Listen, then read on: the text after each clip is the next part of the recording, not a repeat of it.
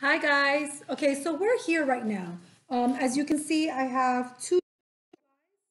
I have also the two little mini branches. I have a bug over here. I have a butterfly. I have my three bees. I color this part over here. So what I'm going to do is I'm going to go ahead and color my other dragonfly.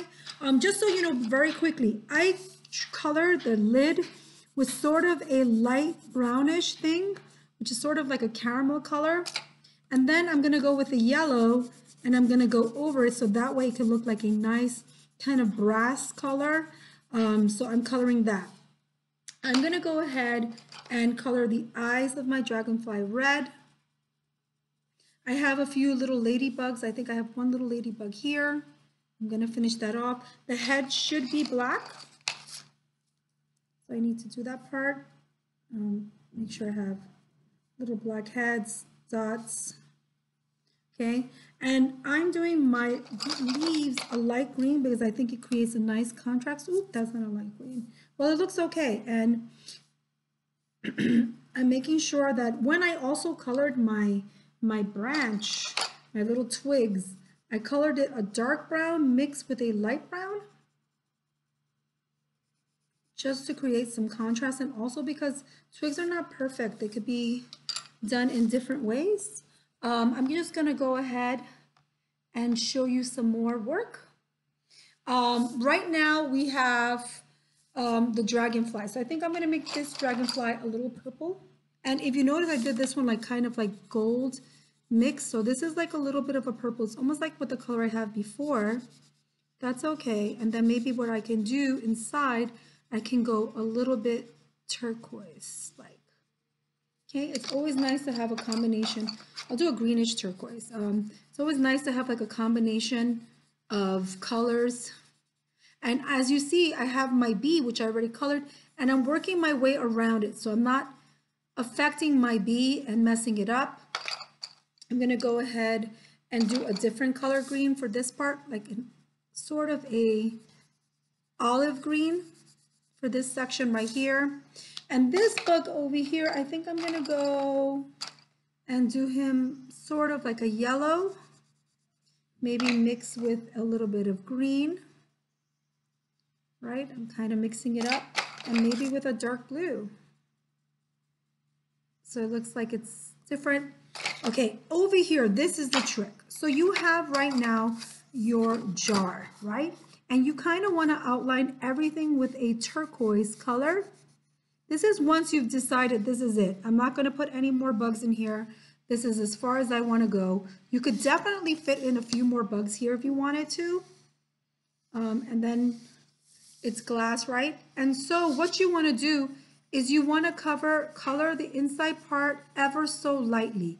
And maybe not the entire thing, possibly just one part of it. And you're just going very lightly kind of in a one direction. Do you see that? Maybe it's so light that you don't see it, but it looks very pretty. And it kind of creates a sensation of almost like if there's a sky inside. And also it's the glass. Now here I'm going to go a little darker on these bits right here because this is the bottom of the glass. Some people chose to put dirt there, but I'm not going that route. And then I'm going to go ahead and do some more shading over here. I'm not coloring the wings of the butterfly, excuse me, of the bees. And I'm going to the side, so it looks really cool. I will probably color the whole thing because I think it works.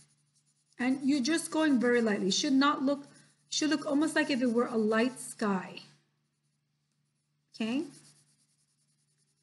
And it's just super light. And if I wanted to do another bug, technically speaking, I probably could because it's so light. And then I'm just going all over it, light, excuse me.